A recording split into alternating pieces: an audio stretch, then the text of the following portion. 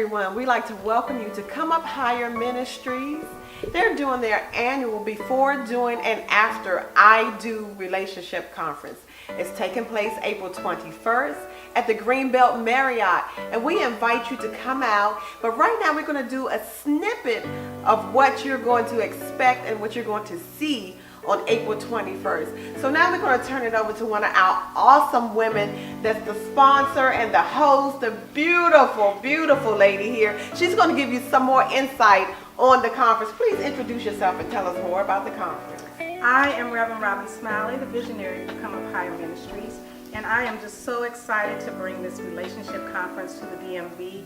It's for the single, the married, engaged, divorced, and even widowed. And today I am so excited to have Connie Gilmore here with Premature Widow. She's going to share a little bit about her ministry and what we can expect on the 21st. So register today. Awesome. Thank you. Thank you. So hi, Connie. Hello. And welcome back, Reverend Robin. How are you guys? Good, thank you. And for those out there, I am Paula. So we're going to have fun on the set today. We're going to get some more insight on what we're going to do on the 21st. And men, you are invited. So don't just think because it's all women that it's just going to be about us. So please come out, men as well. Now, Miss Connie, you're looking so pretty. I want to steal all of your jewelry. I love it. Thank you. So we're going to ask you a few questions about Premature Widow. I'm single, so I'm here to be educated today. So my first question is to you. Tell me about your Boaz. Tell me about it. Oh, so I met my husband when I was 11 years old. Wow. We grew up in church together. We went to the prom together. Wow. So we had a lengthy friendship. His father was my pastor at the time growing up. And so we grew up in church and we did church activities and everything together. High school sweethearts, the whole thing. And so we got married and grew our family, and we were married almost 15 years. And then sickness came. And so, and it came in a fashion where he was not sick unto death. You know, he was in and out of the hospital every now and then. They patch him up. He'd come back home. Everything was going well. And then an infection came and, you know, things changed. And so in that time frame, of course, at that time, he was 38. I was 40 years old. And widows did not look like me. Right. Widows looked like my mother. Exactly. My grandmother. Right. Exactly. But they did not look like me. And so I could not find anybody that could relate to where I was. Yeah. My youngest child was 6 years old at the time. And there was no one that knew what was going on. And so I researched and there was nothing. And I met one young lady at a former job where I worked who had recently lost her husband in my same age bracket. And I said, I've got to do something. Yeah. And so Premature Widow, the Lord gave me that. And that's where the vision came from. Amen. And it's grown to help young widows. You developed a ministry. I developed a ministry. So I took the excruciating pain of losing my very best friend and turned it into something that's helping so many women. Awesome, Connie. Thank you. That's an awesome story. Thank you. Awesome. And bless your heart, your cotton socks, honey. Now, you said you were married for 15 years. I got that. So tell me, even during your marriage, I know there was the best of times and there was the worst of times. Absolutely. So can you give us a snippet of what the best of times was for you? What do you remember that was so fantastic? So I just remember the way he loved me. Yeah. And the way he made me feel. And that was always, you know, he was full of surprises, always, you know, send, you know, flowers for no reason. He was that guy. But all the days weren't those days. And so there were a lot of you know, he was a minister, so there was church involved. I was married into a first family, which comes with its own set of challenges. Yes. So we had those challenges. We were raising children together, you know. So all the days were not sunshine. Okay. But through those things, you know, I had to learn how to, you know, be the wife and let him be the husband and let him lead the home. Now, how do you, because my sister is a first lady, and she met her husband when she was in high school. Oh, okay. They're still married. So tell me, how do you, or do you divide minister, husband? Is there a fine line? Do you do minister when you're like visible in the church, and then is it husband when you get home, or do you collaborate the two And you just run with it. So I think at one point in time we tried to collaborate the two, Okay. and soon realized that we needed to separate them. Okay.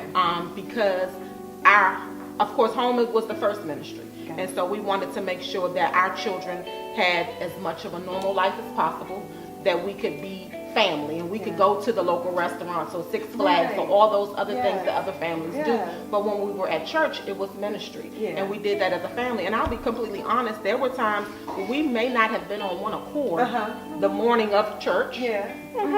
Yeah. And we may not have agreed Right. that morning, but when we got to church, That's we real. that's real life. Real women. But when we got to church, we were on one accord. Right. Nobody knew that we Right. weren't on, you know what I mean? But that was stuff that I had to learn over Yeah. time. I didn't go into the marriage knowing how to do those things. Right. And just being a support to him, regardless Amen. of how I may have been feeling personally about something that was going on at That's home, right. had nothing to do with ministry. And so it is a very fine line, but you have to be able to navigate on both sides of that line Right. to make the home work. So And give me just a sample of what could be considered as the worst of times. I know you say sometimes there were bumpy roads, but give me an example of something you can remember that in its own state, right. it worked itself out.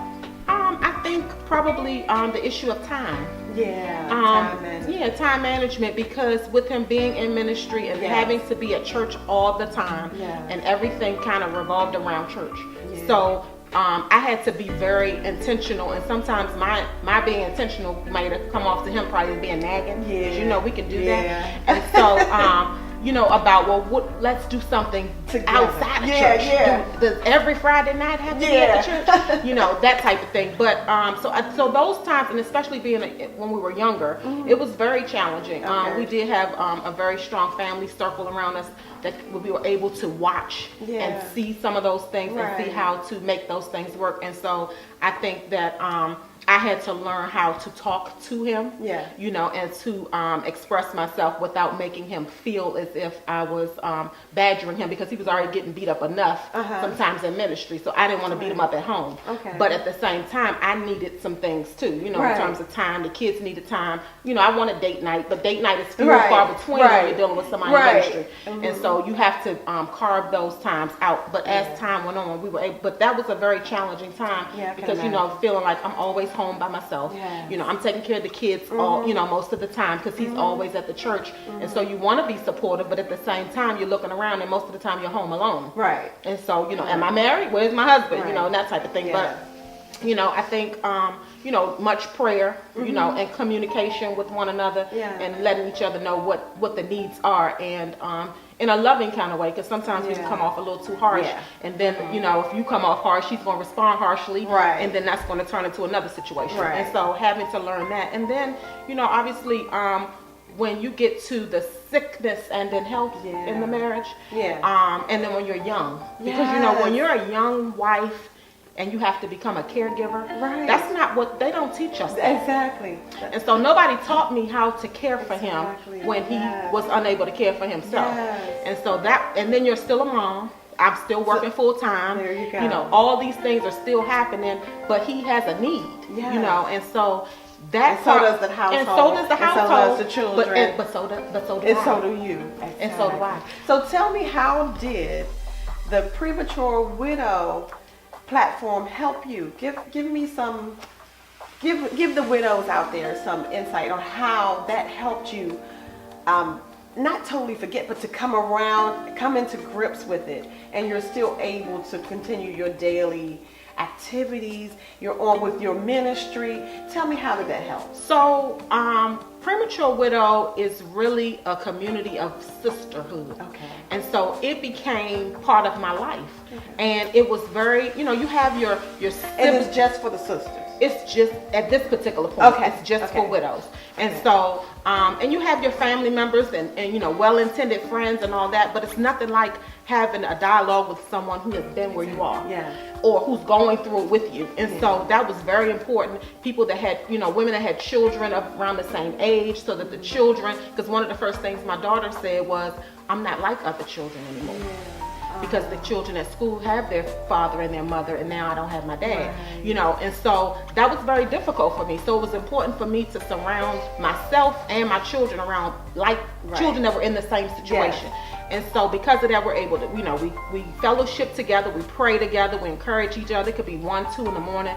You know, we have a system of sisterhood where we support one another, because it's a very tedious journey when you're, you know, young and widowed.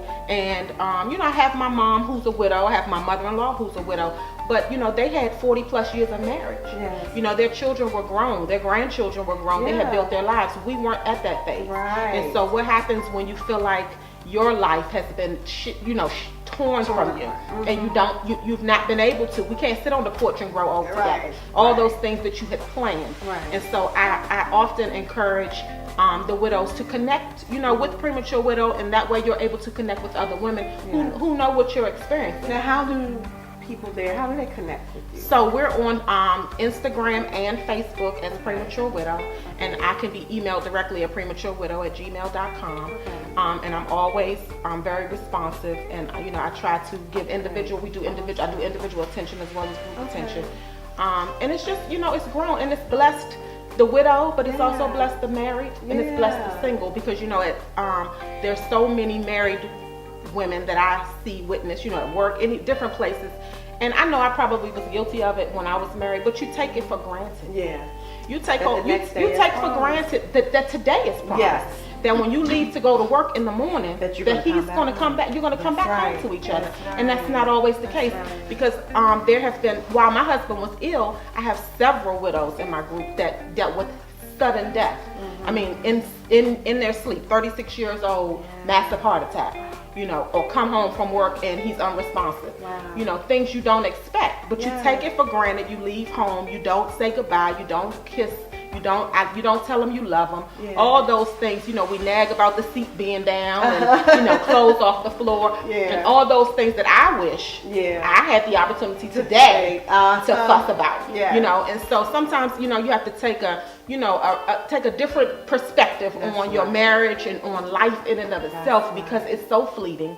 And you know, love while you can. I have one regret, and that's that I didn't marry him the day he asked me to, because I would have had more time with him. But see, I didn't know that then, and you don't know. And so because you don't know, you know, but now I breathe a different air. I look at life so differently, and so I just try to encourage people to do that in their relationships, marriage, you know, sibling relationships, family relationships, all of those things, relationships as a whole, because you know, you just don't know. You are awesome. Oh, thank you. Now, I know you said you were married for 15 years. How long have you been a widow? It will be 4 years, June 23rd. Oh, okay. Yes. That's why I see the tears in your eyes. Yeah, I see that. Okay. Okay. Now, I don't know if I asked you this, but can you share with the singles I know you said time. Don't, you know, and the next day is not promised. Share with the singles and those that have intentions on being married again. What should we look for in a marriage? What should we look for? What should we constantly set our view on to sustain a marriage? I would definitely say my marriage, for me personally, it has to be faith-based. Because without that, you're gonna have rough days with faith, but without faith, I don't know. It's double. So definitely faith-based. You know, hopefully have a covering over your home. You know, and just communicate, love authentically, forgive, and forgive. You're gonna forgive. You gotta compromise. You're gonna have to sacrifice. You know, and you're gonna apologize for some things that may not have been your fault, but that's okay too. You know, and so I just, you know, and definitely someone who is committed to you and the relationship, and not just on the surface, because so many young people now, you know, they want to get married because of, you know, the gown and the reception and the friends and the ring, and the reality of that ring is a lot of stuff comes with that ring. A lot of things come with that ring, and without that ring, You know, you have to be able to have something substantial to hold on to, because my question is, you have the ring, you have the wedding and all these things, but what happens when sickness comes? Yes. Do you have enough? Are you going to just up and leave? There you go. Right. Because there might be some, you know, you hear people all the time and say, oh, you know, I can't deal with that, or I'm not going to take care of him or have to feed him. You don't know what you may have to do. But you know, that's where your faith in your marriage is tested. You know, can you stick by him? Can he stick by you when you can't do for yourself? When things aren't on the straight and narrow path. Right. You know, everybody wants, you know, 700 credit scores and big homes and all this, but you could be 700 today, and in 60 days you could be in 500. Right. You could lose your job tomorrow. Right. What's the foundation of your marriage? You have to make sure that foundation is firm, and that you all have something, and that you're going to work together. Faith-based and love. And true love. Not this superficial love that everybody's floating around and everybody's running. No, people don't have the attitude of sticking with things anymore. And it's to-itness. Yeah. No stick-to-itness. It's very drive-through. You know, and if you upset me and you do something that I don't like, I'm done. I can't take this. I can't take this. Listen, singles, listen. That's not what the vows say. Right. It's for the good and the bad. Right. You know what I mean? So you have to know that those vows are real. I think that we don't do enough emphasis on what those vows really mean. You know, people say them very, you know, and in the vows, when the minister is giving the vow, the marriage is not to be gone into lightly. That's right. But people do. They go into it, and they go into it with an attitude of, okay, well, if it doesn't work out, I'll just get out of it. Yeah. But that's not what it was easier designed said to be. than done. Yeah. That's not how it was designed. Right. And so I just encourage not according people, to the word. Not according to the word. That's right. And so I just encourage people to you know, really search your heart. Make sure that this is that you're doing it for all the right reasons, and that if he didn't have a dime, and if he didn't have his health, and if he, you know, when that physique is gone, preach, girl. You know what I mean? You know, people get married for all these things because she has this and she has that. But you let some time come on, some stuff will start shifting. You know, but what do you have some substance in your relationship? That's right. And that's the type of thing. You know, I spent days and days at my husband's bedside. You know, he was alert, and we were talking. He was still basically running home from the computer and the iPad, but he just couldn't come home at the time. But being able to be there, you know, and to do that, and you know, and even at the hospital, a lot of the nurses and doctors said, I've never seen such a dedicated young woman. You know, I see some older husbands here, the wives aren't here. But you know, I just felt like I had to be there. You know, and I would go get my hair done and fix myself up, because when I came in there, I wanted him to see me the way he saw me. I didn't come in there broke down. You know, and a lot of times, you know, that helped me. But it also helped him. You know, and so it was the love. And it was the true love and the commitment. Because you know, you can love somebody from across the street. That's right. I can love you from over there. That's right. But if I'm committed to you, then I'm committed to you come what may. It's unconditional. It's unconditional. Oh, I love it. You're awesome. Robin, can you give Connie some encouraging words, please? Give her some nuggets. Connie encouraged me. All right. She sure has. I just want to jump up and hug her. Oh my God. No, I would just say, you know, just keep your hand to the plow, because truly your ministry is needed. As things are going crazy in this world, more and more young people are losing their spouses. And, you know, even the young people and couples, you know, are taking all the things you said. So just keep doing what you're doing. Allow God to use you, and I cannot wait for April 21st. I'm so excited. I'm looking forward to sharing. I really am. And one last question. Will you ever consider marrying again? So, you know, it's interesting. If you'd asked me this question 3 years ago, my answer would have been absolutely not. Now that I've grown and, you know, some time has gone on, I would definitely be open to, if you know, but it has to be somebody who, you know, because premature widow to me is, this is like my child. It's like my baby. And so he's got to be aligned with this purpose. Because this is going to go on, married or not. Because there's still going to be women that come behind me that I'm going to have to reach back and pull in. And so, you know, I just believe, I always say, you know, my husband was a wonderful man. And, you know, I'm like, oh my goodness, will I ever? And I'm often reminded of the Ty Tribbett song, if he did it before, he can do it again. And so I'm just standing on that. And if it's God's will, then I'm open to whatever he says. Amen. So that's Miss Connie. She did an awesome job. Almost had me in tears, but I held it back. I just want to hold her hand. Thank you. And she encouraged me so much, so much. So I encourage you again to come see this wonderful lady amongst the rest of us that's going to be there on April 21st at the Greenbelt Marriott. This is going to be an awesome relationship conference. If you don't have the flyer, you can check out Reverend Robin's page, Paula Mason's page, Rashonda Bailey's page. We need you there. This is something that is definitely needed in the DMV with the real women of the DMV.